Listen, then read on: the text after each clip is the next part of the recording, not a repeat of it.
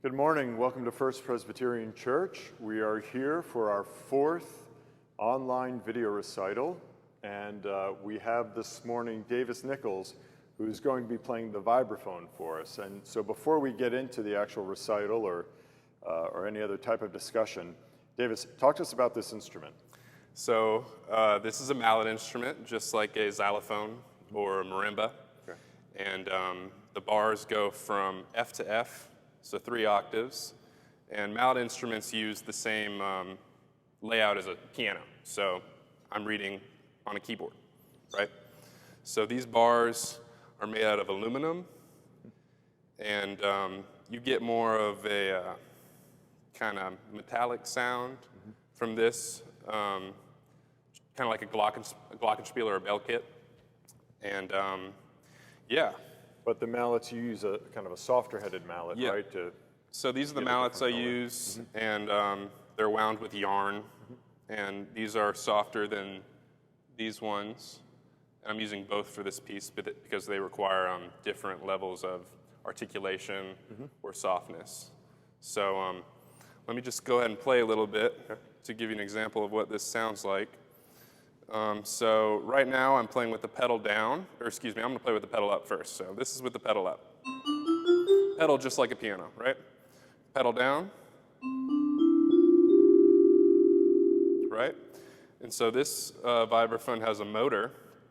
And so if I turn the motor on, it's going to create a vibrato effect. So under each bar, there are fans. So if the speed is all the way down, the fans are going to move slow. So this is what it's going to sound like. See, it's like wah, wah, wah. So if I turn it up all the way, this is what it sounds like. So the fan's moving really, really fast. So that can create a completely different effect, which I love. And so how often do you make adjustments in terms of the speed? Do you make them during the course of a piece? Well, it depends. In this particular piece, yes. Okay. I do change the adjustment once. A lot of pieces don't use motor at all.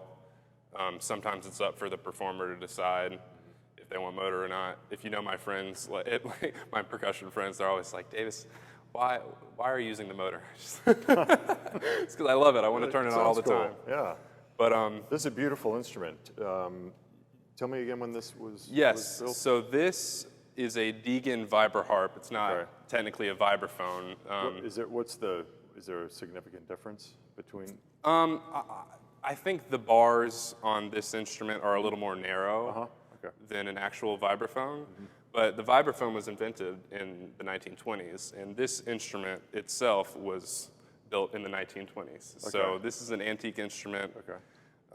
Was this like a predecessor? Was this one of the, in terms of the history of the vibraphone, did this come before the vibraphone? Yes, do you know? Exactly. Okay. Yep. So this came before the vibraphone. Wow. Vibra-harp came before the vibraphone. Cool. And they've made adjustments to the instrument over the years, but this is such a beautiful instrument, and I feel so lucky to play it. Yeah. They don't make them like they used to. Yeah. Well, so how did you get into playing percussion? Because as a percussionist, you don't just play this instrument. Yes. You play a whole range of instruments. Exactly. So I'm a percussionist. I play mallet instruments. Play a lot of different drums, accessories. Like tambourine, triangle, stuff like that. Your mom said that I think she got you into percussion because you may have been a little hyperactive as a kid. Is this true? Yes. And every percussionist out there is the exact same way, 100%. Okay. And it makes a lot of sense to be a percussionist if you're like that, because if I'm playing drum set and I get bored, I can just move over to the vibraphone, and it's like my mind is still racing. Cool. It's fun. So yeah. Excellent. So tell us about the piece you're going to play today. I'll be performing Soliloquy by Donald Martino. Okay. This piece is very contemporary for some of the listeners out there. This might sound a little bit unusual, but it's definitely really wonderfully composed. It's based on 12 tones, so composers like Schoenberg and Webern kind of use this composition technique to get that. I call it like a spooky Yeah. sound. And the instrument, the vibraphone, kind of adds to that aura, Yes. that kind of haunting The quality. motor helps a lot. Yeah.